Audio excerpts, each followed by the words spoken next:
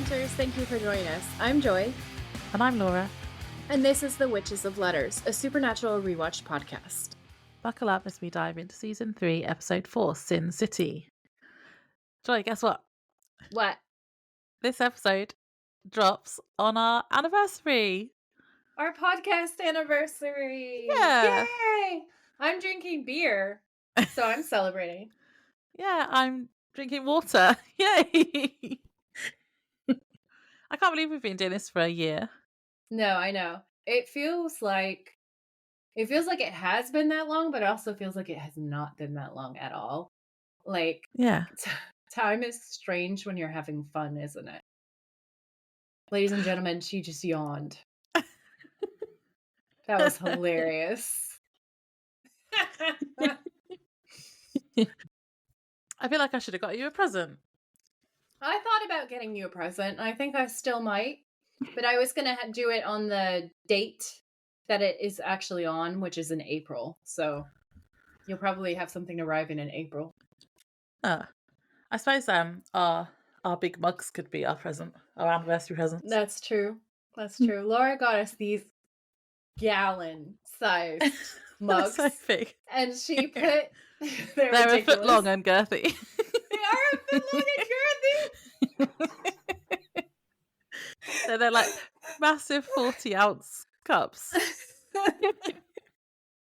But yeah, they are literally a foot long and girthy. I can't even. They're great. She's also put stickers of all of our season's artwork on them, and because they're so massive, we can obviously fit every single season on them probably from now through until the end of the podcast. I think we can only actually fit like another 3 or maybe 4 on there, which I was sad about. I feel like looking at it, I feel like if we layer it up, we can just go all the way. Yeah, we just had to put some over the top of the other ones. Yeah. Yeah. It'll be like a history of the pod. Okay. So I also am drinking because I hate this episode. Yeah, There's I think we've been spoiled by the first 3 episodes of this season, I think. This is the Phantom Traveler of season 3. Oh no, is there going to be some more demon dust? There is actual demon dust in this episode. And it's so dumb. It's so dumb and so yellow. That's the sulfur demon dust, the yellow dust. The yellow dust, the fucking yellow dust is so dumb. It's stupid. It's also the way Jared knocks the photo frame over. Like, do we think that was scripted or accidental? I don't know. But it's really funny because he's just like, baff. Like, don't want to see you in your life before you're possessed. But yeah, so it's just... So my fun fact for you guys is the title of this episode is Sin City, which is also the title of an ACD song. But I feel more relevantly, it is the title of a comic book adaptation to film, Sin City. And I found that movie to be really exploitative, honestly, and like gross and like full of fake feminism. It's what I call faux feminism, where like you're supposed to have these strong female characters, but they have to be dressed in nothing the entire time, and the entire point of them being there is to just be sex objects. But because they maybe have a skill or something, they're supposed to be the air quote strong female character. I'm gonna be real with you. Like, I like Frank Miller. I like some of his grittier comic book work. I haven't read the comic book for Sin City. I think I glanced at it, and I think I also hated that. I mean, just to be really honest. So, like, Sin City is not it for me, and I feel like there are parallels between the film and this episode. I feel like this episode is also really sexist. Like, the writing is different. It's not a Sarah Gamble episode. I want her to come back. I watched this episode and I was like, you always complain about it. I was like, Sarah, actually, you're my best friend. Please come back. Don't know what you've got till it's gone. Yeah. I take it all back. I just want Sarah to return. Save me. Um, but yeah, there were just there's a few parallels. I put them in my show notes in case you guys want to read about them. But like the plot and like the summary of it, and just the whole this city has fallen into vice and we should try to save it sort of a theme. Like it all really lines up. We know that Kripke likes comic books. We know that the writers know that Kripke likes comic books. So I feel like it's set in Ohio, which is his home state. um they make that Rust Belt comment, which is relevant to him and his background, and then there's also a comic Yeah. book reference. And like those really, I think, are probably the Easter eggs of the episode, if I'm completely honest. It's just like that's like it. And there's some witty banter. And then there is the Lucifer lore that gets dropped, but it's like 3 seconds long, and like all I can really say about it is yes, it's totally accurate. So, like, that's it. That's it. This episode is dry. It's dry. It's so dry for me. Yeah, I agree. It's definitely not as good as the ones we've had so far. No. But yeah, Mm-mm. I think it was interesting how we got for the main storyline. I think we got a lot of information because we found out about Sam, like what the Yellow Eye Demon's plans were for him, like confirmed by a demon, and she Yep. uses his name. Did you notice? Yeah. We finally get someone calling him Azazel. Yeah, Um, yeah. So this is the episode where we find out his name was Azazel. yeah. Um, I also have some questions about Ruby. Like, I'm starting to wonder what her motives really are. Like, why is she helping mm, them? Is she manipulating Sam or is she actually trying to help? That's what my questions are at the moment. yeah, for sure. She definitely gives like double agent vibes. Like, Yeah, I still you love know, her, but yeah, I'm just oh yeah, wondering what she her is my deal favorite is. demon Barbie. But like she definitely is a little twisted and a little dark. And it's fun that they start to play with that in this episode because like there's the scene where she's shouting at Bobby to shoot her and then she's like, "Oh, whatever." And then you think, "Oh no, Bobby, are you in danger, Bobby?" But he's actually fine because she's Trixie. So, Yeah. yeah, like that part's fun. It's fun to see Ruby being such a threat because by the end of the episode you realize that Sam could kill her, but he's not going to kill her because she can always dangle, but she can save Dean, and Sam will never hurt her because of that, which makes her just so dangerous because she's on the inside of the inner circle. She knows every single weapon that they have because she's given them every single weapon that they have by fixing the Colt, basically. So Mm. like you just don't know what her motives are because she's a demon who's giving them a demon killing weapon. And then it's like, well, where are her alliances? Because Casey shows us in this episode that not all the demons are on the same page, but that's Yeah. also dangerous, right? So the one thing I will say for this episode is it does definitely up the stakes. So this is season 3, episode 4, Sin City. The original air date for this episode was October 25th, 2007. Sam and Dean investigate a rise in violence and suicides in a small town. They discover that demons have been influencing the town's residents, turning it into a hedonistic sin city. While investigating, they meet another hunter, Richie, who is killed by a demon named Casey. Dean then gets trapped in a basement with Casey, and she reveals what the yellow eyed demon's plan for Sam was. And since Dean killed him, all of the demons are now less organised, and there's a power struggle between them all. Meanwhile, Sam is trying to find Dean and recruits the help of a local priest, who turns out to be another demon and Casey's partner. Bobby fixes the Colt with help from Ruby, who is once again helping the Winchesters in this episode, and Sam later uses it to kill Casey and the demon priest. The episode leaves us and Dean with more questions about Sam and his link to the demon army. Dun dun dun. Yeah, I do find that bit interesting because it's like, yeah, I still don't know what's going to happen to Sam. Yeah. Do you feel like there have been enough clues dropped that you think that you know where his story is going, or no? Well, kind of, because like Ruby calls him the Antichrist, Yeah. but it's like Sam is such a nice boy. Sam is such a nice boy. Could you be more British? um, and that's why we like him. And I don't want him to be bad because he was scary when he was bad. he is so scary when he's bad. Oh my god. Like, I know technically he was Meg and everything, but damn, dude, Padalecki has range. He has Yeah. so much range because, like for instance, in this episode, he is so adorable. Like all episode, 10 out of 10, like just the most adorable thing you've ever seen in your life. But then when he plays scary, he's like the scariest thing that you've ever seen. Like the range on him is crazy. Yeah, he's good. So yeah, the recap was all about Sam, wasn't it? And like Yeah. I just wrote, "What is Sam?" Because there's lots of What is references. Sam? There's lots of references to him being something other than human. And there Yeah. was the clip about Yellow Eyes saying, "How sure are you that what you brought back is 100% pure 100% Sam?" Sam. Yeah. So yeah, so that's basically the whole what we're supposed to take away from this episode, isn't it? It's all the Sam Mhm. stuff, like we just said. Yeah. Also, I, as a nerd, will point out that Samael is another name for Lucifer. Ah. Mhm. Mhm. Just saying. So in the opening scene, we see a nun putting out Bibles on the pews in a church. She stops because she notices a breeze or something going through the church because all the candles flicker. And she puts the last Bible down, then turns around and the priest is there and she gasps. And right, my initial notes, I'm going to read these to you. Okay, This please do. obvious pillar of the community nearly gave the nun a The heart attack. community.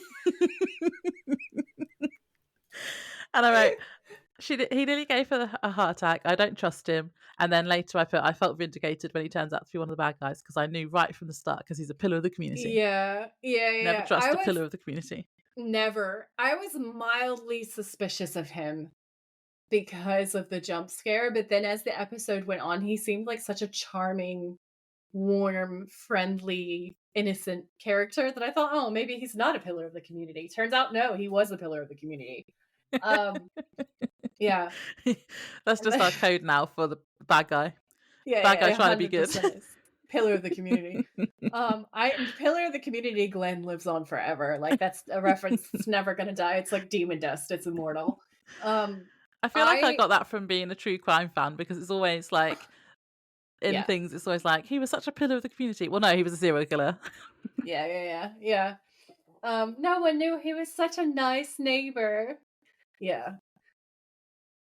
So the priest offers to walk her to her car and they start to make their way down the church when a man called Andy up in the gallery calls to the father and says, "God's not with us, not anymore." And the priest tries to reassure him, but Andy gets more distressed and then shoots himself in the head. And then the nun screams, which was a little bit over the top, but props to the actor because she committed to it and it was a good scream. She's always accusing people of being late or underselling it and not going for it. And now she's like, no, it's too much. It's too much. No, I liked it. I think Yeah. the trophy's still with the girl from Katie from the second episode, though, Mm. at the Yeah, moment. she's really good. So I thought a couple of things. One of the things that I wanted to say, one of my only other interesting facts, I feel like, for this episode is that this same church was used to film I Know What You Did Last Summer. Ah, It's the same one. And the that's church cool. itself actually has quite a horrible haunted history. So if you go and look up the Ooh. location, you can find out more about that. But that's true crime. If you are a fan of dark history, that church definitely has dark history. Really easy to find out about it. Just Google it, or Google this episode and the church, and all the information will pop up. But yeah, I thought that was interesting that like there's a horror scene in the church, but also the history of the church is really horrible. And just like there's a vibe. And I did think that this opening sequence is like the scariest part in this whole episode. When you see Mm, the nun going through, I keep thinking of like, because we've had the recent horror movies, haven't we, about like the nun and stuff. Um, and I thought she was going to be demonic, maybe, or like super scary because of the way that it was filmed. And then she just turns out to be this nice old lady. And then you have the guy committing suicide in the scene, which is like, he's obviously really not okay. And it's weird. And I thought he was going to be the demon, but then he wasn't the demon. So it just like, I felt like the tension building was we're all looking out for where the demon is. yeah. And it's not obvious. And the whole episode is a little bit of like you trying to figure out who the demons are. Um, and I suppose there's some entertainment value in that. Like I'll give that to them. Okay, so then we are with Bobby, and he is taking apart the Colt and he's trying to work out how it works. And Dean is helping him, and Sam is doing what he does best, being research boy. I thought this was really cool, this opening, like, Scooby-Gang kind of sequence where they're all doing Yeah, something. they've all got a little job to do. Yeah. They're obviously still tracking the demon activity, and Sam says he might have found some omens in Ohio, and also mentions the man who shot himself, that we saw from the start of the episode, and another man who, quote, went postal in a hobby shop, which he Mhm. thinks might be linked. Mhm. Mhm. So the town that Sam is talking about is called Elizabethville, he says, and he calls it a half-dead factory town in the Rust Belt, which is important because when we get there, it's not half dead, and that's what makes it strange. Mhm. Mhm. I wrote down for this scene, Bobby is the best dad. Yeah, he's always the best dad. He's just being really adorable. He's giving them banter. Like, there's this scene where Dean says, "Do you think you can have that thing ready by this afternoon?" Because Bobby's trying to rebuild the Colt, isn't he? And it's all this hyper detailed work. And Sam laughs, and Bobby gives him this really dirty look and says, "Well, it won't kill demons by then, but I can promise you it'll kill you." And that Yeah. made me laugh. It's just like, it's adorable. And then he says, "Hey, you boys run into anything, you call me." And Yeah, it's, oh, because he cares about them. He does. More than John did. Uh, 100%. before before Dean said that, Sam said something about, like, when will it be ready as well, and it was really funny, and I wrote in my Yeah. notes, "These rascals are pissing Bobby off on purpose," 'cause they make lots of comments about having it ready soon, and does he know what Yeah. it does yet? And Bobby's face is hilarious, and he's had enough of them. He's had enough of their bullshit. It's very father-son banter. It's like, "Do you even Yeah. know what you're doing, dad? Is that thing even gonna be ready ever?" And then he's like, "Shut up, I'll kill you." You know? He's like, it'll be ready to shoot you. Shut up." That kind of a vibe. But then he's like, "If you have any trouble, you call me." It's so cute. I love it. Yeah. So then they go. Sam and Dean arrive in Elizabethville and go to the church, pretending to be from the insurance company, and ask the priest about the suicide. And he says he saw it himself. He shows them where it happened and says it was the first time he'd seen Andy in weeks. He said he used to come every Sunday, but stopped Pillar of the about 2 months. community. Stopped about 2 months ago, around the same time everything else started to change. And Sam asks what he means, and the priest says the town used to be good and people used to care about each other. Andy used to be in the choir, but then he started acting, and Sam says possessed, and the priest agrees. And then he lists off what Andy did recently. Yeah, so he says he gambled away his money, cheated on his wife, destroyed his business. Oh dear, Andy. Mhm, mhm. And then Sam says, "Father, did you know the man who killed those folks in the hobby shop?" And he says, "Sure, Tony Perkins." And Sam says, "Tony Perkins." And then Father Gill says, "Good man." And I think this is so funny because this is like a double reference. So, like, IMDb says that Anthony Perkins is the name of the character in American Psycho. So that's kind of fun. That's Oh kind of like, yeah. yeah. So Tony Perkins.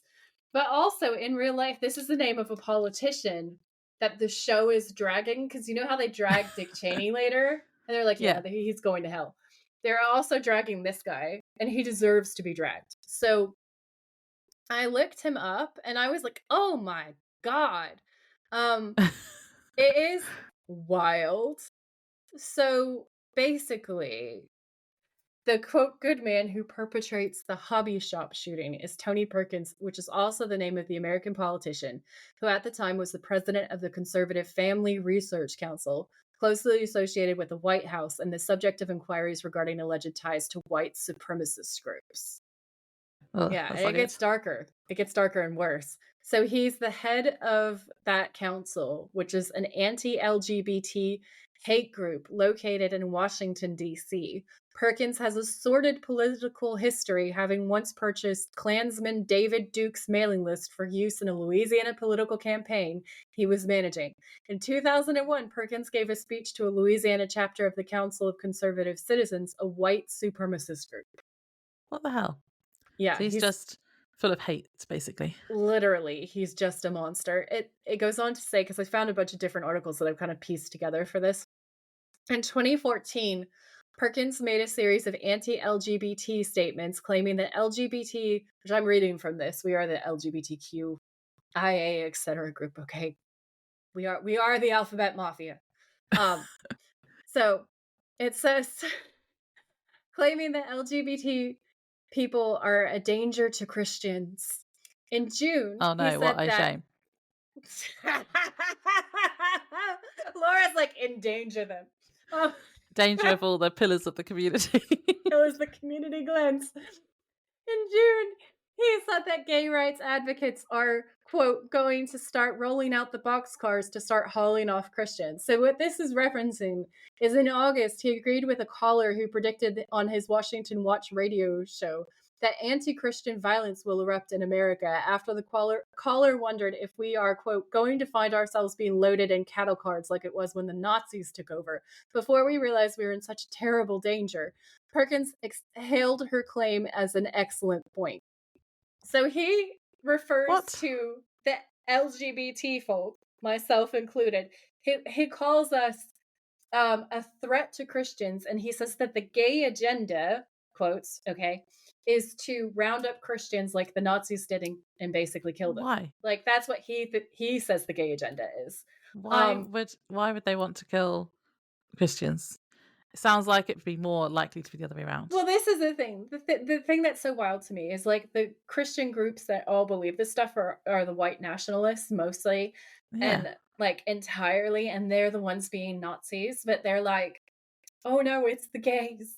And I'm like, the gay agenda, do you want to know what the gay agenda is? The gay agenda is to be happy and thrive and just live in this Yeah. world. The gay agenda is to find cute sweaters. The gay agenda is to appreciate Lucy Lawless. Patty LuPone. Okay.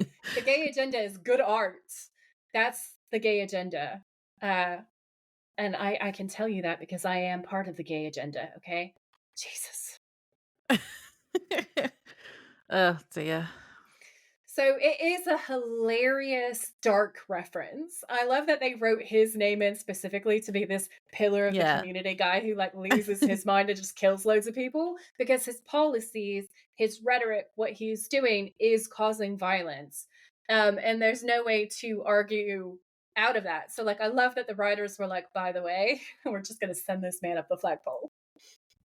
So Father Gill goes on to say that he does think that that man's personality changed overnight, and gives them a timeline of it being about 2 months ago. So they then can link it to the demons escaping hell. Um, and Dean thanks him, and then Sam and Dean start to leave. And Sam specifically mentions that this is like definitely linked. He says, Yeah. 2 months ago, we open up the Devil's Gate. All of a sudden, this town turns into Margaritaville. It's no coincidence. I thought that was so silly. It made me laugh. Again, though, they didn't open it. The guy I did. know! What was? I forgot what his name was. guys! Everybody's blaming Sam and Dean. It's not their fault. They So literally were rude. trying to stop it from being opened. Yeah. It's a wild mischaracterization of the boys. That's what I've got to say about that. Even Sam thinks he did it. I know. They've gaslit him into believing that he's guilty. He's like, yeah, it was me. I did it. Come on, man. No, Sam, it wasn't you. Poor sweet baby angel Sam. So then we cut to a motel, and for some reason we see them enter upside down, and it's a reflection in the mirrored ceiling. But it's because of the the sex mirrors. It's Yeah. because they want us to see that. And it's like also it's the expression on Dean's face when he walks in. Oh yeah, he's loving and it. he gives this like very like happy chuckle where he's just like, oh yeah, mirrors on the ceiling. And I just wrote porn motel. Dean looks up and laughs evilly, and the funhouse mirror effect makes it hilarious. Doesn't it have another one of those vibrating things, and he puts a load of money on it later? Yeah, he Like sees another it. episode. And he's so unbelievably excited to see his old friend, the massage bed. I wish so hardcore there'd been a reaction shot from Jared. Just like Sam being like, no! But yeah, no, it is so funny. All right, Dean sees the ceiling and chuckles because he's a dirty, dirty boy. Again, be more British. And then he goes to close the door, and another man is coming out of the room opposite, and Dean recognizes him, and he's called Richie. And then a sex worker comes out as well, and he acts shifty and introduces her as his sister, Cheryl. And I write, Blech. oh, yeah, of course. And I wrote, Dean needs to pick his jaw up off the floor. Yeah. Yeah. Oh, And dear. then he's like, "Oh yeah, she's my stepsister." It just gets worse. Like Hmm. it goes from worse to worse and then worse. And they all stare at her ass as she walks off as well. Yeah, it's gross. Yeah. So then Dean invites Richie in to their room and introduces him to Sam, who asks how they know each other.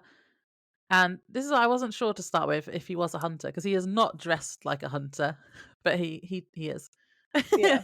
He doesn't look the part. He doesn't No. sound the part. Like he sounds like he's about to tell somebody they're going to be sleeping with the fishes, or like it's like Monday, Tuesday, Wednesday. What does he say? Leave the gun, pack the cannoli. It's very like The Godfather, but like silliness. It's like if Joey Yeah. Tribbiani was a member of one of the families. Like that's what Richie gives. Yeah. I wrote in my notes, I don't quite know how to describe him. Joy, and you did it perfectly. So yeah. That's my skill set. So they're joking about who was a better hunter, and Dean tells Richie that he isn't cut out for this job and he's going to get himself killed. Foreshadowing. Strong foreshadowing. Dean asks him if he's found anything demonic in this town because he's been investigating as well, and he says no. And basically, he's looked into the suicide at the church and the hobby shop incident too to see if they were possessed, but he can't prove it. And Sam tells him that's where they are too. Mhm. And then Dean points out if it's demons, why would one shoot himself? And then asks Richie if anyone else in the town fits the profile and is still alive. So someone acting differently. And Richie says there is one guy he's heard about called Trotter, who used to be the head of the Rotary Club, but he now owns a bar in town and brought in all of the gambling and the sex work into town. And as he's speaking, this is where Dean's putting money on the coin thing for the vibrating bed, because he's obviously planning to revisit the lovely time he had in Houses of the Holy. Dean in the massage bed, the look he gives the control panel, and then I just wrote laughing out loud. I was dead. And then one of the best songs of all time, Run Through the Jungle by Creedence Clearwater Revival plays, and I was just like, yes. And that's one of the last happy moments that I had in this episode. It's all downhill from here. It's all downhill from here. Nothing will ever be good again. There is a funny moment. There is a funny moment where like so they roll into town, Run Through the Jungle is playing, and they see that the town is absolutely buzzing. It's very like Mardi Gras vibes. The girls are wearing basically nothing. It's almost all half naked women. Can I just say, like, there are borderline no men in this town. The only thing we see is naked girls, basically. Okay. And Dean's looking around and is like, I thought you said this was some kind of boarded up factory town. And Sam's like, it is. At least it's supposed to be. And then Dean's like, well, what are we waiting for? And he goes, let's do some research. He's never been so happy to do research in his life. Ever. And then there's like, he sees hot girls everywhere and it's hilarious. And then he walks by an open car door where a woman crooks her finger at him suggestively and beckons him seductively, okay? And Dean tries to go to her like a fucking moth to a flame. He's such an idiot. But Sam, who is using his upstairs brain, grabs Dean, and you can see the visible effort to not laugh out loud on Sam/Jared's face, because I feel like this was real. Like, I feel like Jared actually was trying really hard to hold it in. It is so funny. You can see him crack in the scene. I didn't notice that. I'm going to watch it again. You've got to watch it. It's so fucking funny, dude. It is brilliant. And then it's all downhill from here.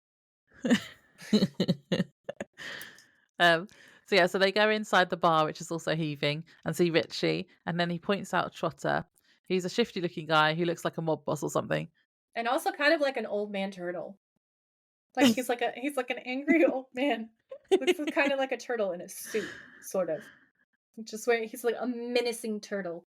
A menacing turtle. Yeah. Also like a kind of older, like evil villain, like Lex Luthor type character. Yeah, that's the vibe. That's for sure the vibe. Yeah. So Sam asks what they do now, and Dean says he's going to, quote, do a little investigating with the bartender. Eye roll. Richie is like, Mhm. nah, she's my girl. Which he says, "Easy. Me and her, we got a little something something lined up for later." And then Dean's like, yeah, right. And Richie Yeah, leaves. Where does he go? yeah. Does he like just go to the bathroom or something, I guess? Yeah, he goes to go to the bathroom. He does it's in the silliest way possible. He says, "Stings, don't it? All right, I gotta hit the head, release the hostages. Be back in a few." Oh yeah, I And didn't get that. Is that like a code for like taking a piss or something? that's the poop. He's releasing the hostages. Oh, yep. Yeah, yeah. That's why I've Sam never heard that before. laughs. It's so cheesy and so gross, and Sam laughs about it when he walks back. And I was just like, Jared carries this episode. So Dean tells Sam that Richie couldn't get a girl like that and says something objectifying about her ass. And the priest from No, before I overhears have him. to. No, no, because I have to say it because this is where you can tell, okay? It's horrible. It's horrible. He says, no way he gets a girl like that. I mean, look at her. You could fit that ass on a nickel. Firstly, ew. Okay. Yeah. Secondly, you can tell how different the objectification of women and how the wild standards of beauty shift because it used to be that your ass was supposed to be tiny and non-existent and flat as shit, which I have never had that. Now my butt is in fashion because what everybody wants is that like extra curvature. Okay? Hmm. But like it's so crazy how we've gone from they have to be tiny, they can't exist to like now they have to be as big as humanly possible. Um, like it's just so it's so dumb. Like what we do to women is so dumb. And like Yeah. that line in particular really sums it up for me. And I wrote, wow, this was definitely written by a man in the 2000s, Yeah, which like it definitely. was. And it's great. And then the script goes on and it just gets worse and worse. And I wrote, there is no room for women to exist as anything but sex objects in this script. No, all the world. But it's Yeah. like you were saying, the what's in fashion, it's not really fashion, but you know what I mean, whatever's popular That's the for thing though. Our a bodies body are shape. fashion. Our Yeah, bodies are exactly. for their consumption and their gaze in But this the thing is society it changes all the time. So all that means is that drastically. no one is ever like the ideal body or whatever because your Yeah. body doesn't change. Well, your body's changed, but your body isn't going to change to fit the ideals all the time unless people have loads of plastic surgery, which is then when you Yeah. get young girls thinking they have to have plastic surgery, and it's just ridiculous. It is ridiculous and it's awful and it's wild. And there are definite links to things like white supremacy. There's been a lot of work done talking about how the ideal woman is very much linked to white supremacy. There's a lot of racism in beauty standards. There's a lot of adopting of what is considered to be, quote, exotic features. But Mm, then on the people that they belong to, they were ridiculed for it. They received lots of racism for it. Like it is just it's gross. Like I have had conversations with friends of mine talking about the things that they were discriminated for in school, then they will be fetishized for later. And it's just a merry-go-round of awfulness. Like no one wins in this game. no. I feel bad for young girls these days because it's even Yeah. worse with like social media and stuff and like celebrities and all that And kind of stuff. everybody has to have the same face. Yeah. And if you God, don't Ashley's have that looking at you. exact face, if you don't have that exact face, then you're not pretty. Because like Yeah. there's always been that pressure. Like plastic surgery in the Hollywood era dates back to the 40s and the 50s. Like Marilyn Monroe had hella plastic surgery. Um, it's the same with several of the others. Like there's rumors about really extensive plastic surgery on certain people with very standout features, like having back teeth removed. That was Marlena Dietrich. There was a conspiracy theory that I think might be fact based that she had a certain amount of her jaw and teeth removed at the back to give her that sucked in look. Um, so Huh. there's always been extremes. There's always been pressures. The actress who played Vampira actually put meat tenderizer and an insane corset on her waist in order to get her waist that tiny for that part. Yeah. So this pressure is nothing new. It's always existed, but I don't think that I have ever seen such a singular mold. Like, it used to be that stars and beauty standards had room for differences. So, Yeah. even if you look back at the plastic surgery era where Hollywood was churning women out to the exact ideal that they thought and creating these things like hand sculpting these people literally, there were differences. There was you had Audrey Hepburn and you had Marilyn Monroe. Like, you had different face shapes, you had different features that were the du jour features, right? And so there was room for people with different kinds of faces and different kinds of bone structures, lip shapes, eye shapes. Now, everything is so homogenized that, Mm. like, everyone's faces are slowly morphing into this same face. And that is so creepy and weird and Yeah. scary. Yeah. Don't like it. So when Dean says that, the priest from before overhears him, and then Dean's like, "Oops, sorry." And then the priest says he knew that they'd find this face as they all do, Mhm. as in the bar. Yeah. And then this helps, like, no offense, but what are you doing here, father? Yeah. That And then is he says great. he goes where his flock is. And then the bartender comes over and says it's also because he drinks for free. And then he says, true. And a certain bartender owes me a confession. And I just wrote bath. Yeah, it's Because we don't know weird. yet that they know like that they're They're, like, together or whatever. together. Yeah, but Ugh. bleh. Yeah. And then he leaves and she asks Sam and Dean what she can get them. And I wrote, a hurricane sounds lush. I don't think I've had one. It sounds really good. Do you know what is in a hurricane? Tell me. It is rum, lemon juice, and either passion fruit syrup or fasciola. I don't know. Um, and it is a popular drink served in New Orleans. But it sounds nice because I like passion fruit and I like rum. It Nice. does sound nice. So yeah, I want a We sh hurricane. Yeah, we should add it to the road trip. We'll go to New Orleans and get a hurricane. Yeah. Yeah, add it to road trip. Also, this actress looks really, really familiar, and I was trying to work out where from, and I even put it on threads, like asking people what's she from, Mhm. I saw that. and I don't think I do know her from anything. I think she just reminds me of people, of someone. Have you seen The Hangover? Yeah, but I don't.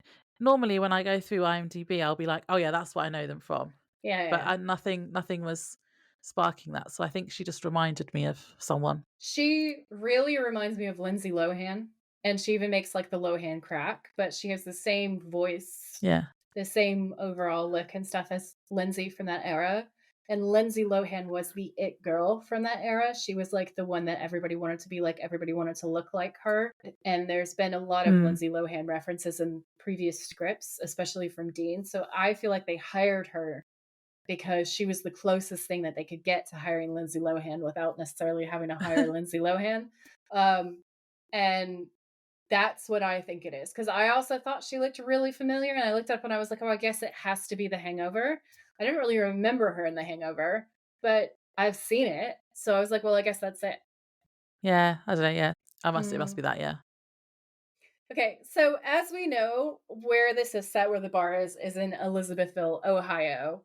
Now that is a fictional place. Like, that place doesn't really exist. However, there is an Elizabethtown, Ohio, and it does feature a haunted bar. So it's called the Haunted Tavern, and everything is run from, like, the bartender. It's all themed. It's like a horror paranormal experience type thing. So I'm gonna read you the That description from sounds the fun. website. I feel like we should add it to the road trip, not gonna lie, because we could get sloshed and listen to spooky stuff and do paranormal Yeah, shit all at the same time. sounds good. So it says, there is a mention of the haunted tavern in Elizabethtown, which is described as a dark, chilling cocktail experience with interactive elements and tales of the paranormal, where the bartender tells creepy real stories. And the website says it is an immersive cocktail experience set inside some of the most haunted places in the world, one of them being this spot, right? The Haunted Tavern is a dark, chilling cocktail experience run by the descendants of Ichabod Crane. The tavern keeper will guide guests through a four-part interactive cocktail journey while sharing chilling and dark tales from his ancestors' past and the ghosts of the city. Beware of the surprises of the night and, of course, the guests that have never left. Ooh. Ooh. That sounds good.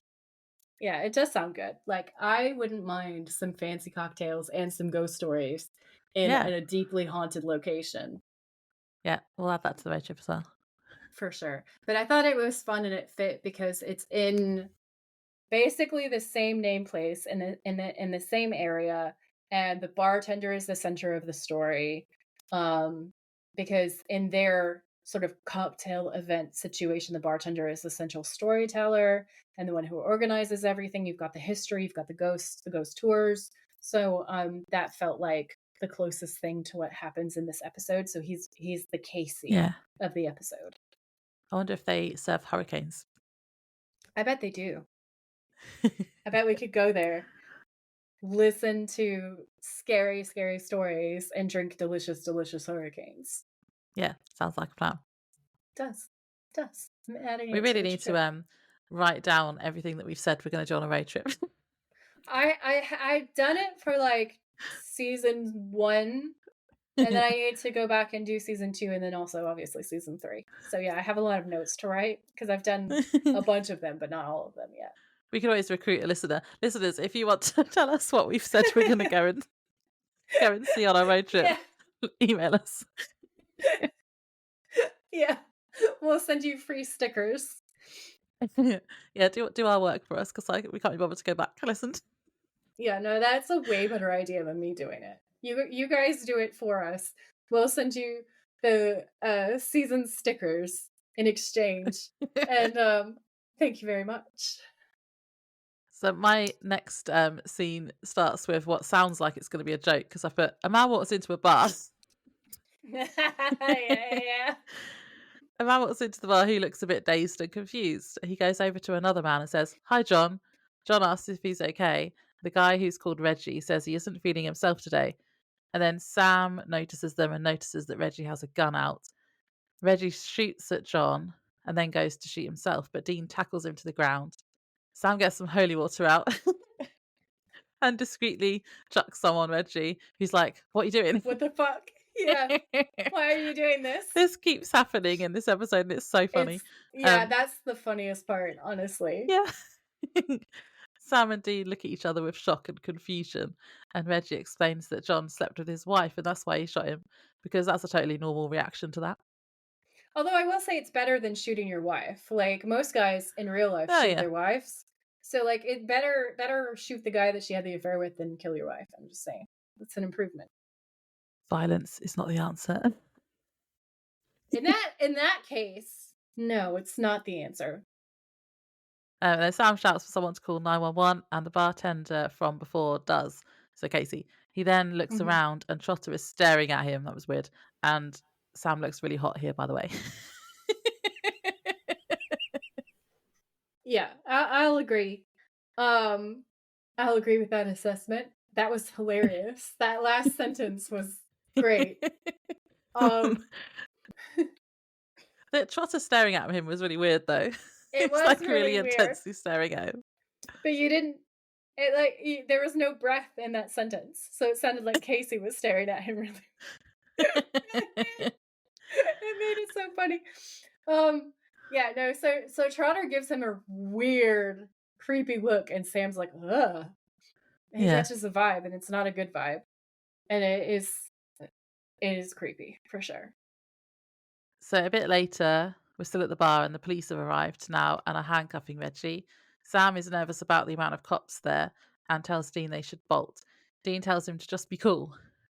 That part did make me laugh because Sam is like, "We need to get the fuck out of here." The cops are so like, and he's like, "Yeah," and then he's like, "We're gonna get your mugshots," and Sam's just like, "Oh God, we're gonna die."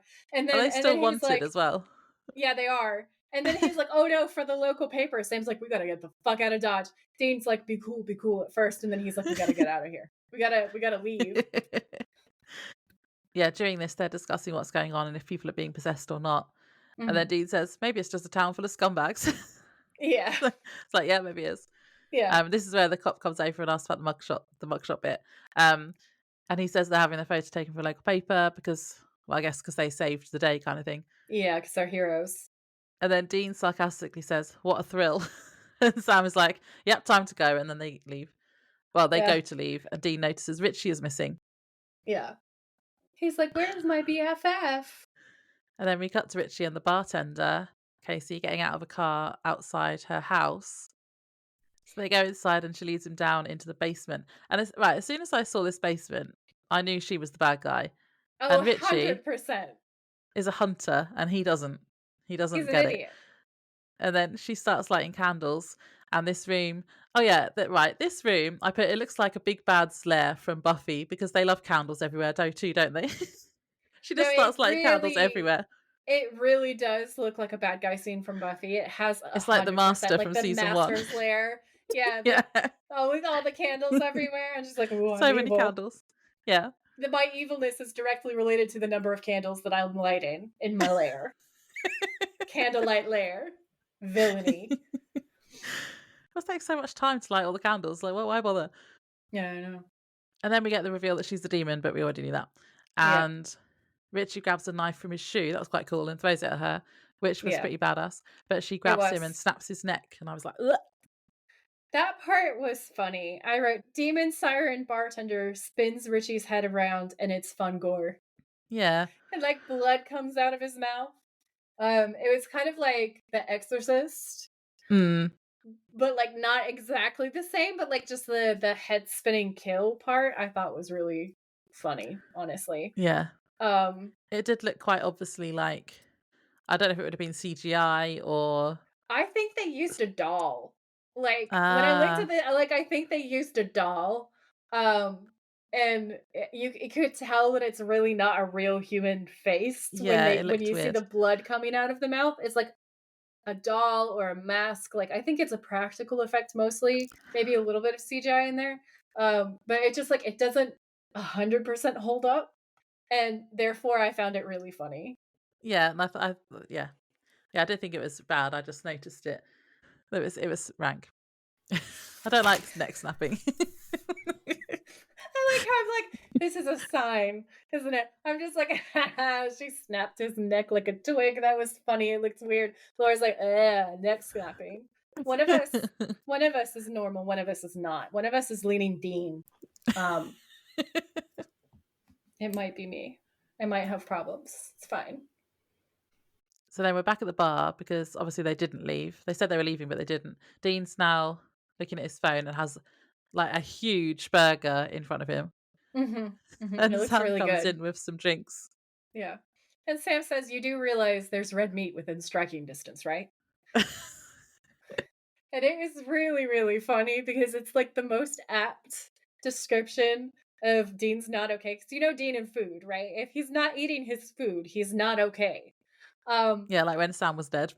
exactly. The gothic scenes here, the interior, if you will, is not like the decorations. It's when Dean doesn't eat food. That's the weather of the scene. So Dean's like having a meltdown and he's like, "How many times have I got to tell Richie he's gonna get himself in trouble?" And Sam's like, "Come on, man." He's like, "Calm down." He's like, "Dean, you're assuming he's missing. I mean, maybe he just bailed." And Dean says he's a moron. I mean, he's a sweet moron, but he's not a coward. He wouldn't just bail. I've got to go find him. And Sam's like, "Yeah, all right." And then he says, "Meanwhile, I think Sam I'm doesn't gonna care go." about Richie. He does not give a fuck, and I back him up on that because I also do not give a fuck. Um, No, nor do I. no, I think Richie was supposed to be endearing, but he was just like, "Bleh." Um, No. so Sam is like, "All right, I think I'm gonna go trail this Trotter guy." And Dean's like, "Yeah." And Sam's like, "Yeah, I don't know. Something about the way he looked at me last night. Maybe there's something going on here." And you see exactly where he's coming from because the look was gross and weird. So you're just like, "Yeah, this makes complete sense." Ah, is this the next day then? The next one is, yeah, the next scene Ah, is. because he says, yeah, because Sam just said he didn't like the way that he looked at him last night. Because I'd Yeah. said, oh, they obviously didn't leave, but maybe it's the next day. So Richie's been gone a whole day. Yeah. Oh, I thought it was the same night. No. Oh, that scene was where I wrote Dean is an idiot and I wrote a heart next to it.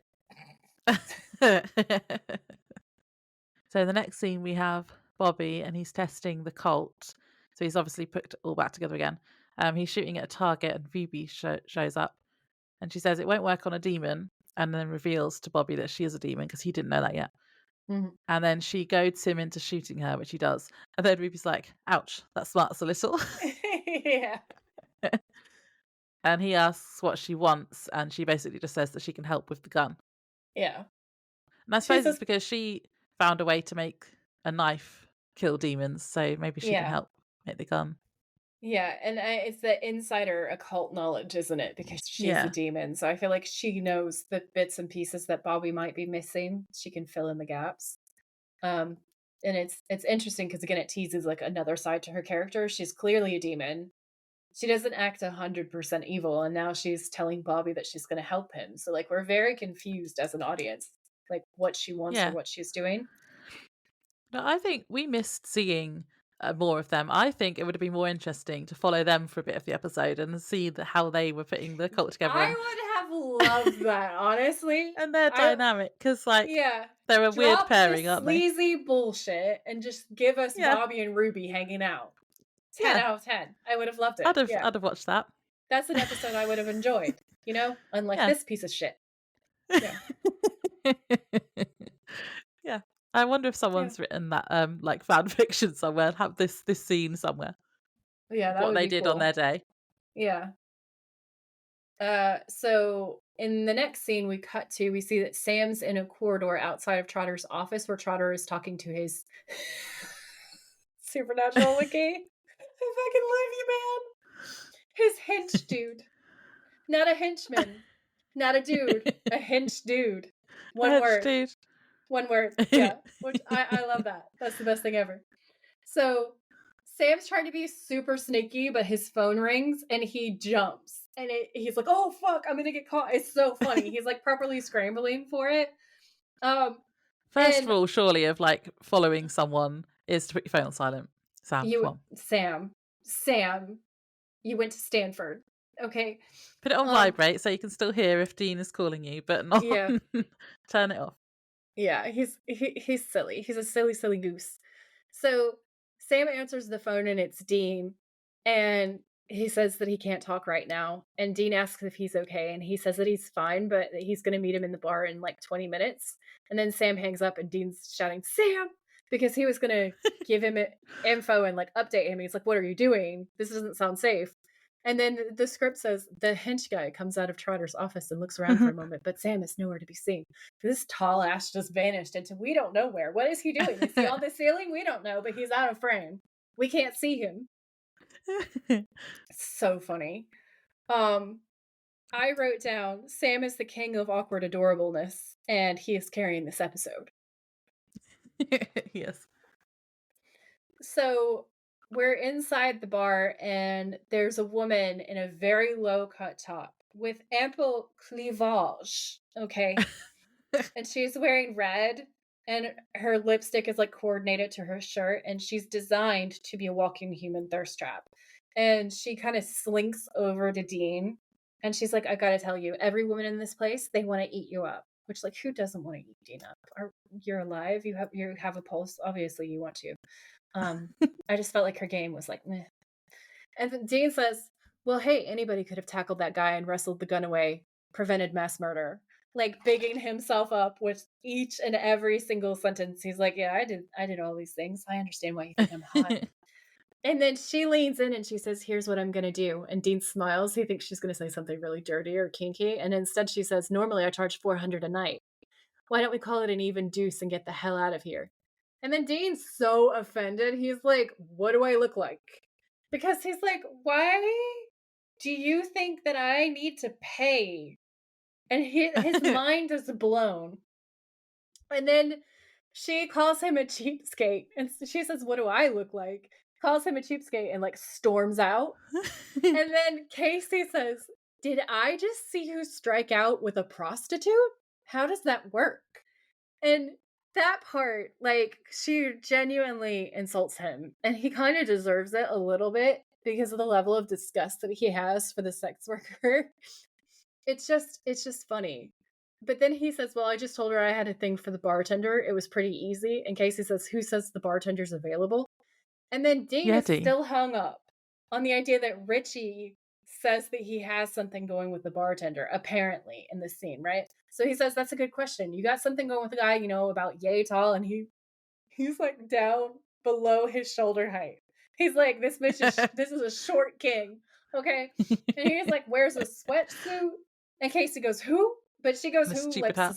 it's suspiciously. She is suspiciously like, "Who? I have never heard of this man."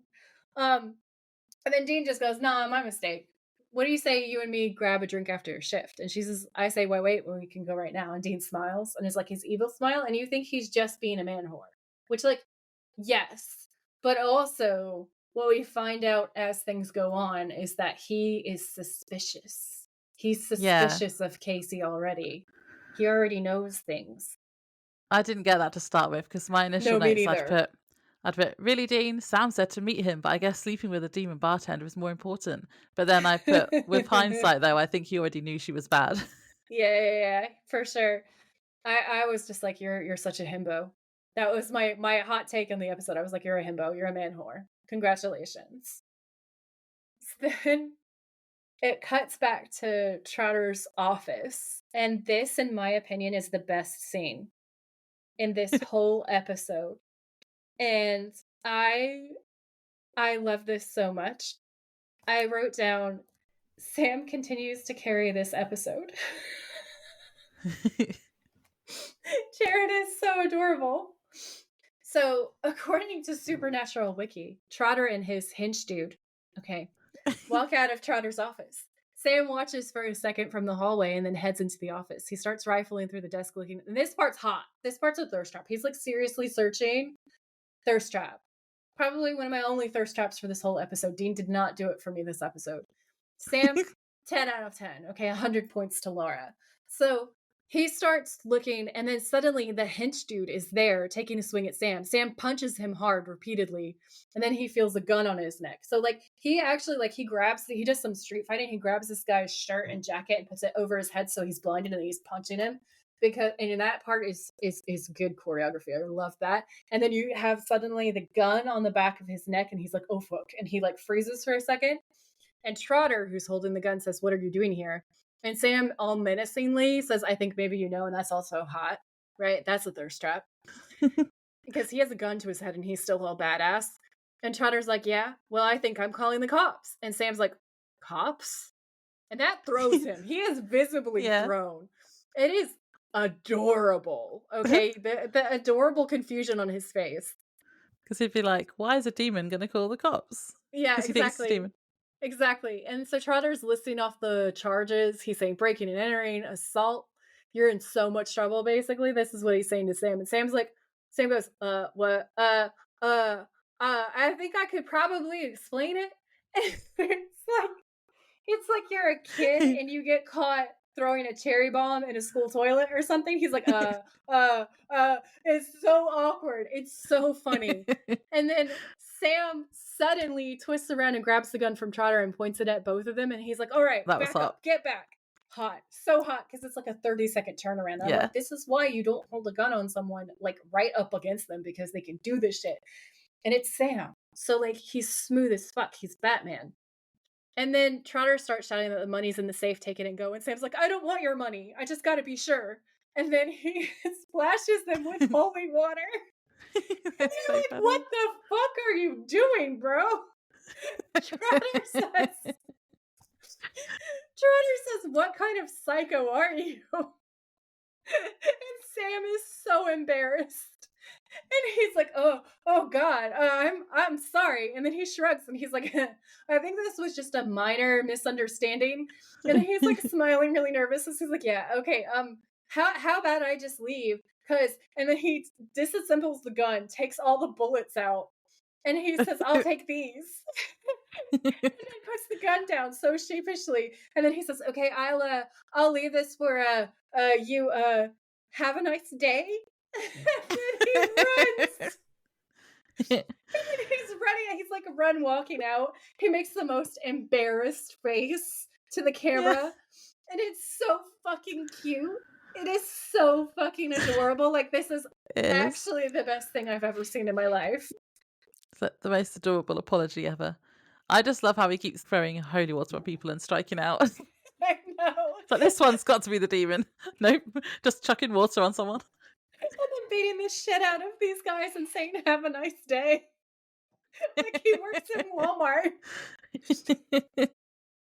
So then we're back with Dean and Casey, and she's taking him into her basement like she did with Richie. And then, my initial notes are like, why would Dean go down there? But then it's because he already knew. Yeah, because at first you think he's been thirst trapped into his own death, and then you're like, "Oh, wait. Yeah. It's a Like, oh, different Dean. kind of trap." Yeah. She kisses him and tells him to make himself comfortable. She walks off and he says, oh, I forgot to mention, Richie was a friend of mine. And then he explains that he'd tracked the GPS on Richie's phone and went there earlier to give him a proper burial. So then it's like, he's already been there. He's clever. And Yeah. then she runs back at him to attack him, but hits an invisible wall and is thrown backwards because Dean is smart. And while he was there earlier, he'd drawn a devil's trap on the floor. See, we didn't give him credit. We said he was a We himbo, but didn't. he's actually clever. Yeah. It's true. And he'd covered it with a rug so she didn't see. But then he ruins it because he doesn't know his Latin. So he is a himbo. Yeah. In the end, he is a himbo. Well, in fairness, he thought he was going to be able to read out of his book, but she'd like created That's a big true. storm or something. Yeah. I just love that we come full circle to himbo. Well, yeah. So he's saying that he's gonna basically exorcise her, and she says, I don't think so. And he starts speaking Latin, but the demon has started a sort of demon meditation. And a breeze starts swelling around the room, ripping all the pages out of his book. And then she also manages to make a wall crumble down and block the only exit from the basement. Yep. It's very dramatic. And Dean says, what are you laughing at, bitch? You're still trapped. And Casey says, so are you, bitch. That was funny. Sassy banter. And then this part I really like. Dean and Casey are having this like argument banter, and basically they're trying to one up each other. And Dean says, all you demons have such smart mouths. And Casey says, it's a gift. And Dean says, yeah, well, let's see if you're smiling when I send your ass back to hell. And Casey says, without your little exorcism book? Hey, go ahead. And Dean starts out really strong. He goes, Spiritus Mundi.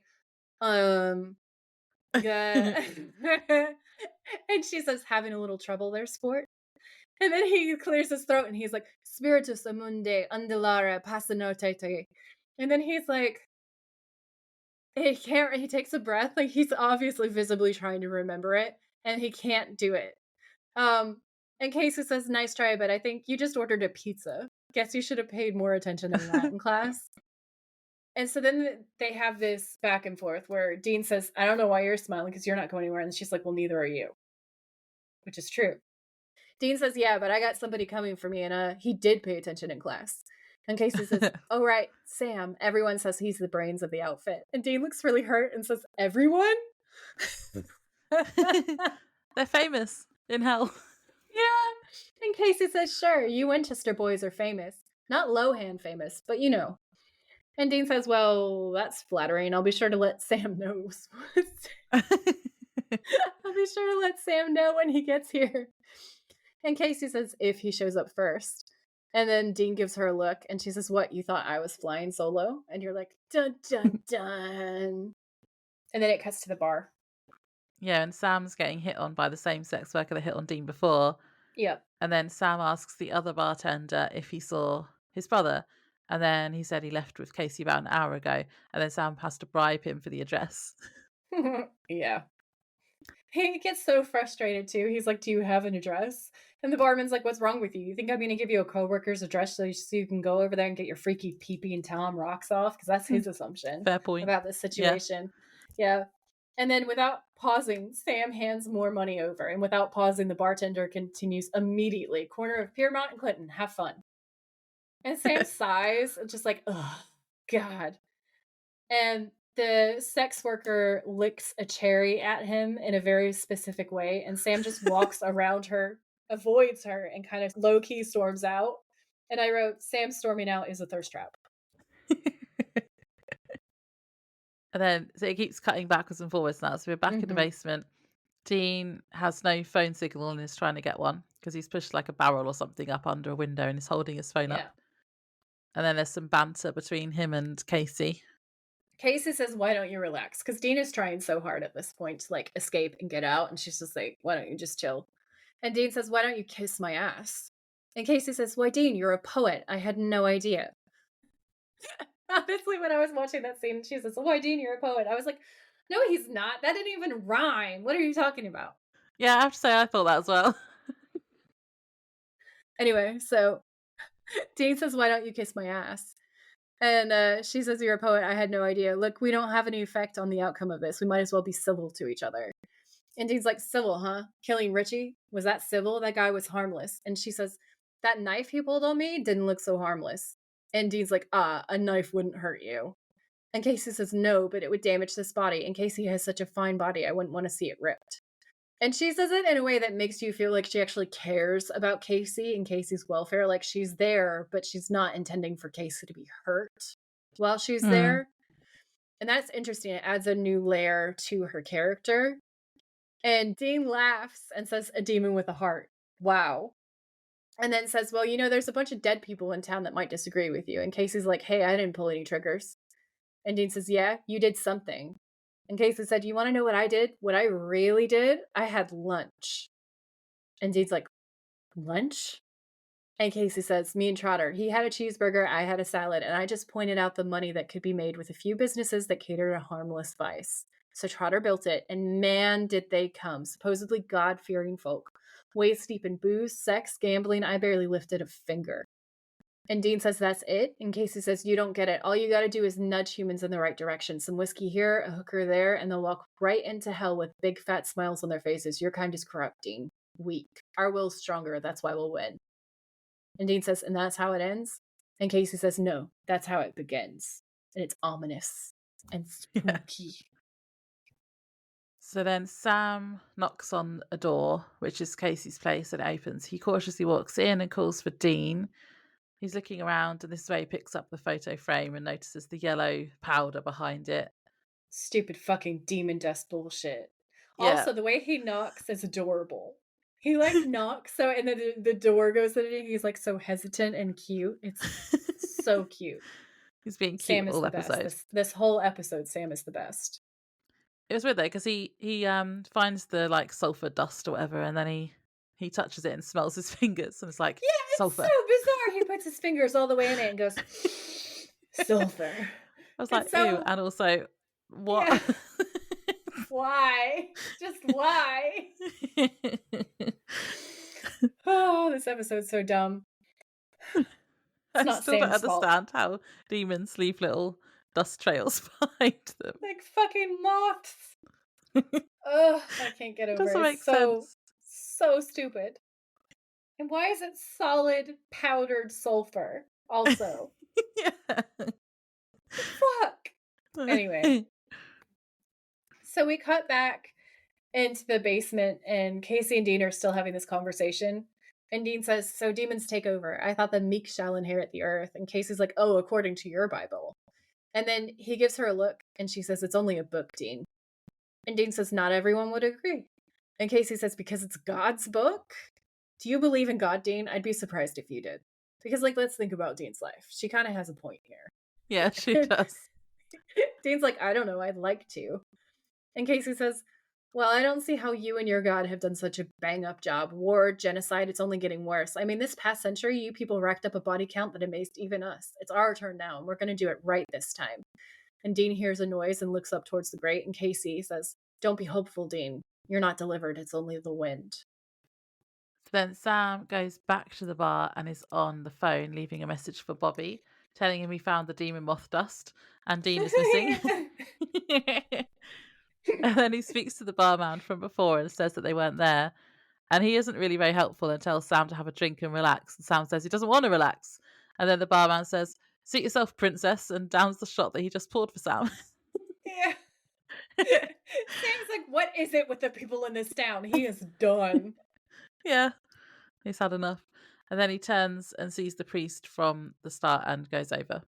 Yeah, and because he's so naive and adorable too. He's like, "Father," and Father Gill is like, "Yes," and he's like, "Can I talk to you for a second?" Sam is so cute all episode. He's just like, "This man will help me.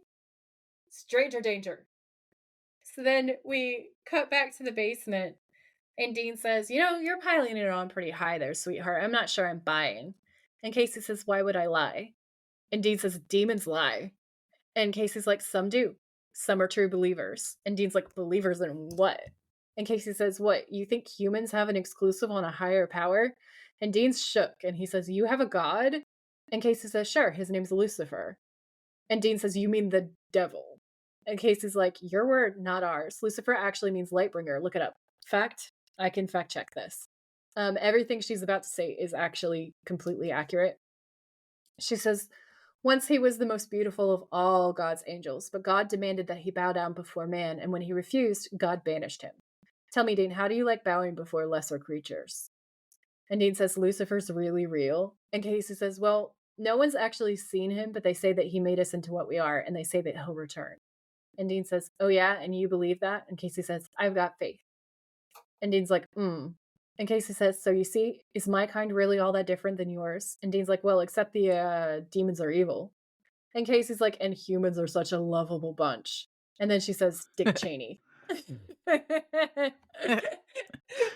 Now, I want to read you a small, just a little taster of Dick Cheney's rap sheet. And then I'm going to read the rest of the scene because I feel like it makes it funnier. So just to refresh everybody's memory, because it's been a while since Dick Cheney'd. So Dick Cheney was involved in war crimes, the Enron scandal, and also the Halliburton oil scandal. So in 2010, the oil spill from Deepwater Horizon was directly linked because he was very corruptly involved with Halliburton Oil, which owned the company that is responsible for the Deepwater Horizon. So that was an environmental disaster off the coast of the United States in the Gulf of Mexico on the BP-operated Macondo prospect. It is considered the largest marine oil spill in the history of the petroleum industry and estimated to be 8 to 31% larger in volume than the previous largest, which was the Ixtac oil spill. I don't know how to say that, y'all. Also in the Gulf of Mexico. Caused in the aftermath of a blowout and explosion on the Deepwater Horizon oil platform, the United States federal government estimated the total discharge to be at 4.9 million barrels of oil. Whoa, that's a lot. Yeah. After several failed efforts to contain the flow, the well was declared sealed on the 19th of September in 2010. Reports in early 2012 indicated that the well site was still leaking. The Deepwater Horizon oil spill is regarded as one of the largest environmental disasters in world history. I remember that happening, and yeah. So she says, and this is another example of Supernatural predicts, because he hadn't done all this yet. This is a couple of years later. Again, Supernatural, always on point. She says, Dick Cheney. And Dean says, is he one of yours? A demon. And Casey says, not yet, but let's just say he's got a parking spot reserved for him downstairs. Oh, it's so good. I love it. And then Dean looks haunted, and he says, hey, speaking of downstairs, what's it like down there? And Casey says, what, hell? And Dean says, yeah. And Casey says, that's right. You booked a one-way ticket with that deal. And Dean kind of tries to laugh it off, but you can tell that he's not 100% okay. And she says, you're not going to like it, Dean. And judging from the trouble you've caused, I don't think you'll be getting the presidential suite. No, it's a pit of despair. Why do you think we want to come here? And Dean looks shook by this information. And I just kind of think, bro, what were you expecting, though? What have you done, Dean? He's like, a light at the end of the tunnel. And Sam's like, yes, hellfire. Oh, I love him, but he is a himbo. So then we're back at the bar, and Sam asks the priest if he knows Casey and says that her and Dean left together. And he's being really awkward here. And I was like, is it just because he's a priest? He doesn't want to say that they went to have sex. Yeah. It is so awkward, and he is so apologetic, and he's he doesn't want to use grown up words for anything. He's like, He's just being a double episode. Yep. And then the priest is like, not that I approve, but they're both consenting adults. I'm like, yeah, what? Yeah. This is such a weird conversation. And it's also a weird thing for a priest to say because Hmm. theoretically, as a Catholic priest, he should be like, "It is forbidden. It is a sin. They are not married." You know? So, yeah, that's like a clue that he's not a real priest, I feel like.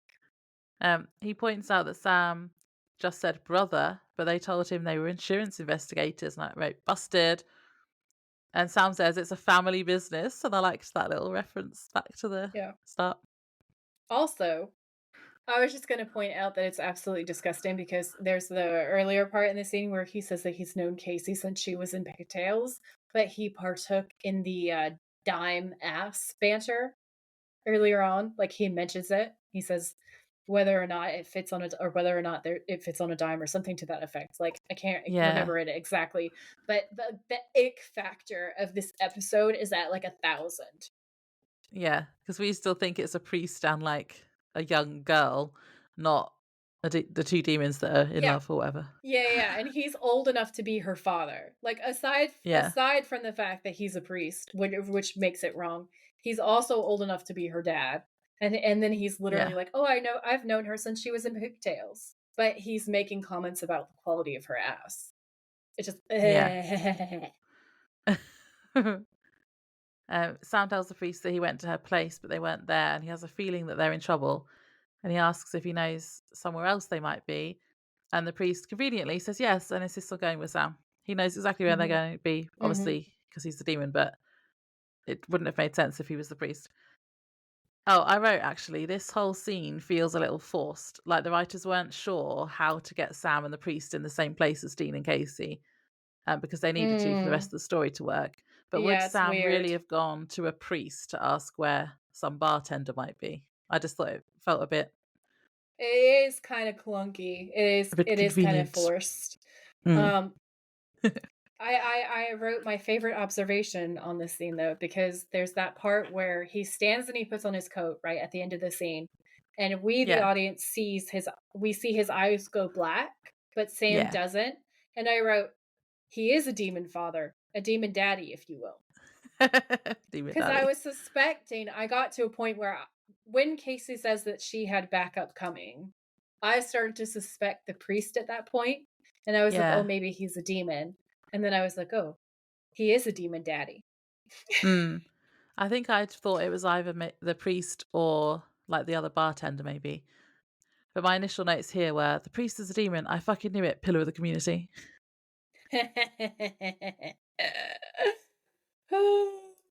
Amazing. So then we are back with Dean and Casey again in the basement, and she's basically saying that she likes Dean and she approves of the deal that he made to save Sam. Mhm. And then she asks if he's scared that he only has a year to live, and he says he's not scared. And I wrote, liar. He's doing a Um, good job of covering up that he's hmm, uncomfortable, but, like, very low key, you see it, and that's Jensen's yeah, acting is amazing. It's really, really good because you can see the conflict. Like, you can see him selling it, but also there's a tiny, tiny bit of hesitation. yeah. It's really good.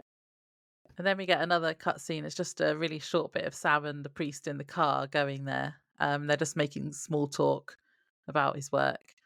It's And yeah, interesting though, isn't it? Because Demon Father is like, "Sam, you should be up front. You seem so smart. You should be a leader." It's like, "You you should should be an lead the demon antichrist. army." Yeah, you should be the Antichrist. Yeah, 100%. Um, and then he calls him his brother's keeper, and I thought that was, like, very on the nose, you know? So then we cut back to the basement, and Casey is stretching out languorously on the floor, it says, and I'll go along with that. She's doing a sexy stretch. She knows what she's doing. And she sees Dean checking her out, and she says, "Why, Dean, if I didn't know better, I'd say that was lust in your eyes." And then she says, "Well, it would be one way to spend the time, but I don't think you'd respect me in the morning." And Dean goes, "That's okay." And then he's like, "I mean, hey, I barely respect you now." And there's just like Dean is so down. If he thought that she was totally like they would have sex immediately. Like Dean is such a himbo. So then he says, "Hey, can I ask you a question?" And she says, "I'm an open book." And Dean says, "So the gate opened, the demon army was let out. What now, huh? I'm not really seeing a big honking plan here." And Casey says, honestly, there was a plan. Azazel was a tyrant, but he held us all together. And Dean's like, Azazel? And Casey says, what? You think his friends just called him Yellow Eyes? He had a name. Yeah, that's his name on his birth certificate, Yellow Eyes. Yellow Eyes. His legal government name. Yeah. Yeah. She says, after you did him in, it all fell apart. And Dean smiles and says, sorry about that. He's like, I'm a hero. I'm the most hero of all the heroes. I'm the heroest hero guy. And then he says, so what? No chain of command? And Casey says, there was. It was Sam. Sam was supposed to be the grand poobah and lead the big army, but he hasn't exactly stepped up to the plate, has he? And Dean says, thank God for that. And Casey's like, again with God. You think this is a good thing? Now you've got chaos, a war without a front, hundreds of demons all jockeying for power, all fighting for the crown, most of them gunning for your brother. For the record, I was ready to follow Sam. Oh, I thought that was interesting. Yeah. Because also, like, you think about, like, where does Ruby line up in all of this? Like, would Ruby be on the same page as these demons? Or what's happening? Like, because there's all these fractures, and then there's people that are pro-Sam, and then demons that are anti-Sam.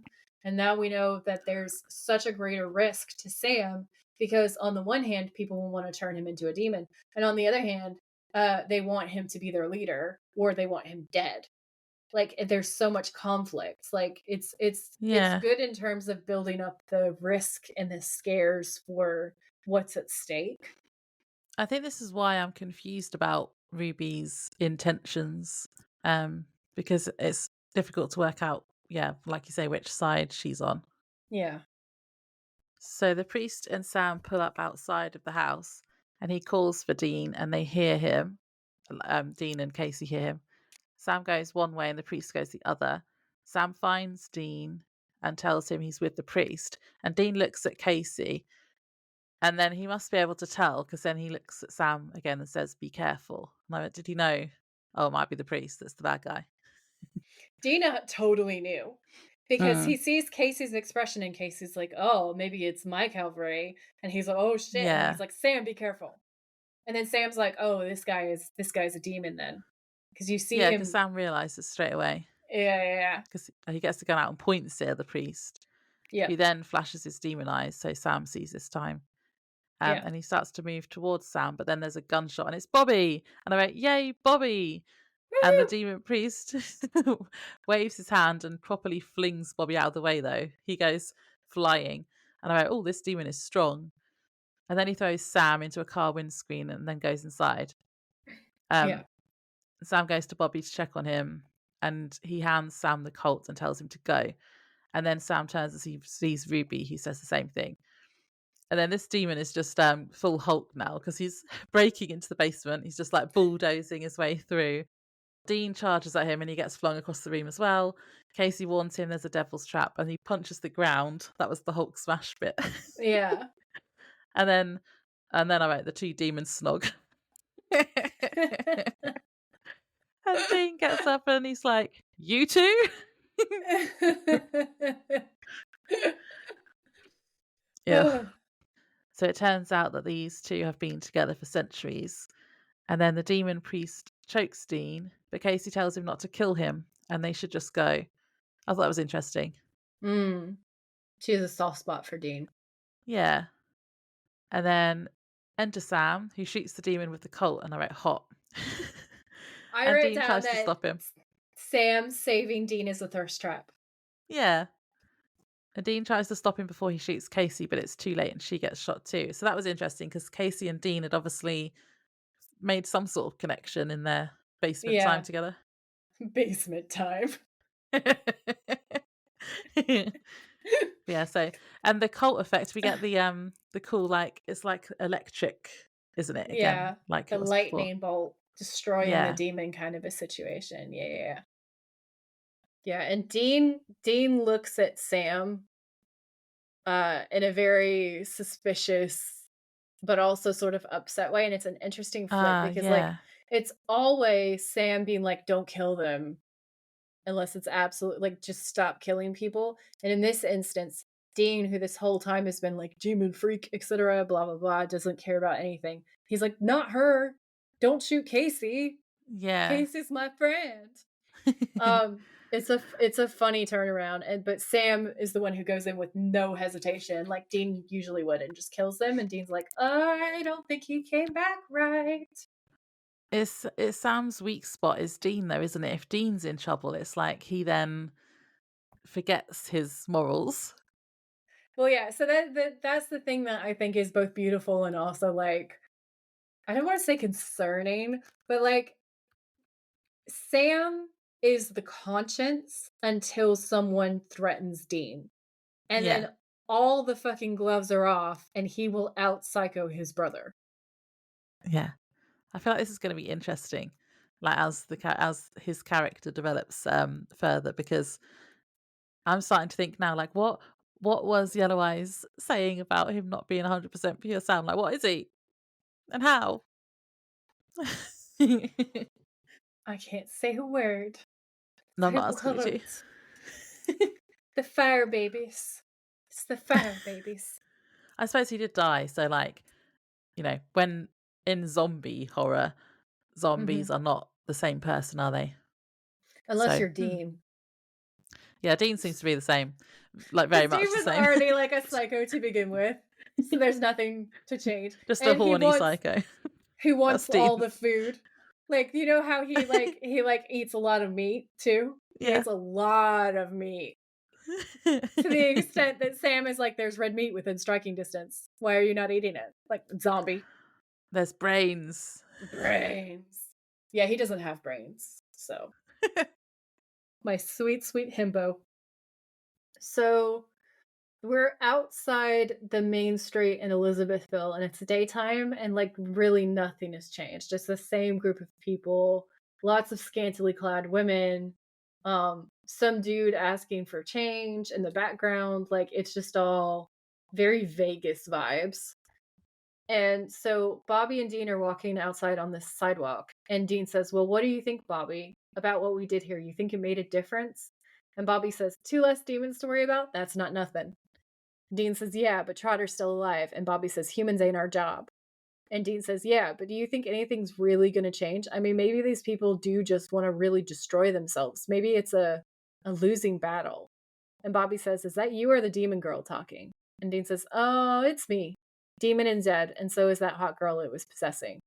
And Bobby's like, "Well, it had to be done. Sam was saving your life." And Dean says, "Yeah, but you didn't see it, Bobby. It was cold." He turns face to face with Bobby, and Bobby's like, "Yeah." And Dean says, "Back in Wyoming, there was this moment. Yellow Eye said something to me." And Bobby says, "What did he say?" And Dean says that maybe when Sam came back from, well, wherever, that maybe he came back different. And Bobby's like, "Different how?" And Dean says, "I don't know. Whatever it was, it didn't sound good. You think something's wrong with my brother?" And Bobby pauses, and then he's like, "No. Demons lie. I'm sure Sam's okay." And Dean's like, "Yeah, yeah, me too." But it's completely unconvincing, that part at the end. Bobby's Yeah. obviously trying to make Dean feel better. He's like, "Oh shit, Bobby's son." just like, nah, he's all Yep. right. He's like, "Yeah, it's okay. It's all fine." We're all in denial here. Yeah, and Dean's like, "Yeah, I'm also sure that everything is fine when clearly it is not fine, and I don't believe this at all. I'm sure nothing is gonna happen. Nothing else will go wrong ever." So then we are at the motel. So while Dean and Bobby are having their conversation, Sam is at the motel packing, and Ruby comes in and congratulates him on killing two demons. But Sam feels bad about killing two humans too. See, he does care. He does care. He does care. Um, she says they probably would have died anyway. And then he calls her a cold bitch. And I was just like, take your clothes off and get together already. Oh my god.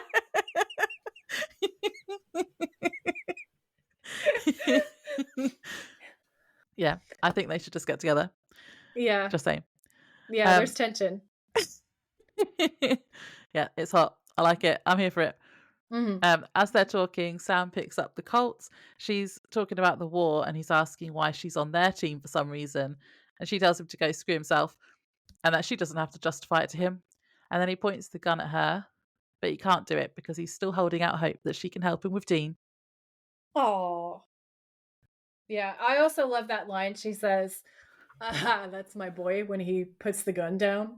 And that's funny. Yeah. And then she says, "This won't be easy, Sam. You're going to have to do things that go against that gentle nature of yours. There will be collateral damage, but it has to be done." And Sam says, "Well, I don't have to like it." And Ruby says, "No, you wouldn't be Mm. Sam if you did. On the bright side, I'll be there with you." And then she says, "That little fallen angel on your shoulder." That she'll be there And naked with him.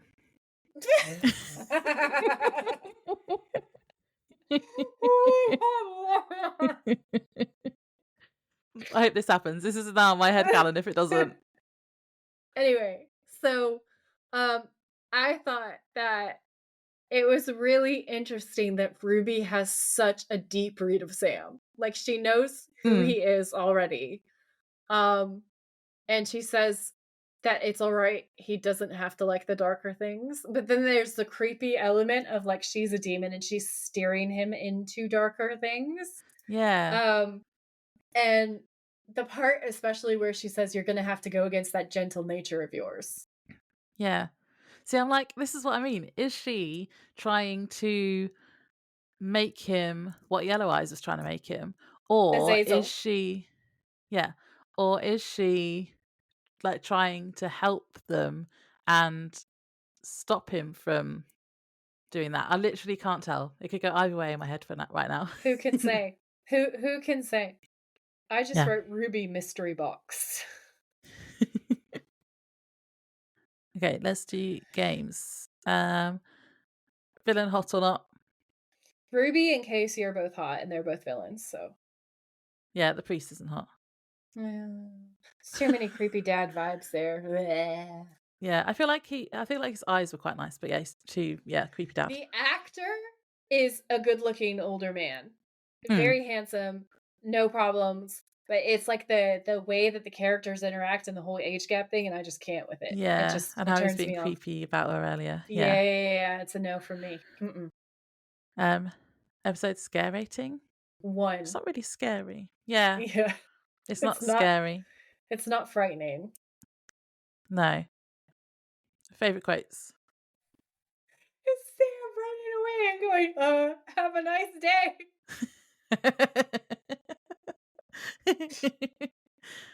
I found it really hard to find a quote for this one because it's like normally it's funny lines. I just put when Dean says "you too" when the That was demons are pretty kissing. that was pretty funny. That was pretty funny, yeah. What was your thirst trap? Sam shooting the demon priest with the Colt. Mm. I put it was either Sam rescuing Dean or it's Sam being super awkward when he's like, and he like, so it's the combination of him taking down that really big dude, disarming the gun, like taking all the bullets out of it and everything, and just like doing all those things like effortlessly, but then also being so awkward about every single thing. I don't know why that's a thirst trap, but it is a thirst trap. It is. Who is your MVP? Sam for carrying this shit episode on his broad shoulders. Thank you, Sam. I had Bobby because I put Bobby for fixing the Colt and turning up when he did to save Sam. Yeah, that's the real answer. I think it could be Sam as well. Yeah. Yeah, definitely wasn't Dean or Richie. No, they're like the opposite of MVPs. They are the least valuable players, the LVPs. The motel, I just put, we didn't see a lot, and what I did see was upside down, 0 stars. I wrote, it's just porn, 0 stars. We both had the It same was rating. so tacky. Like the whole thing was so tacky.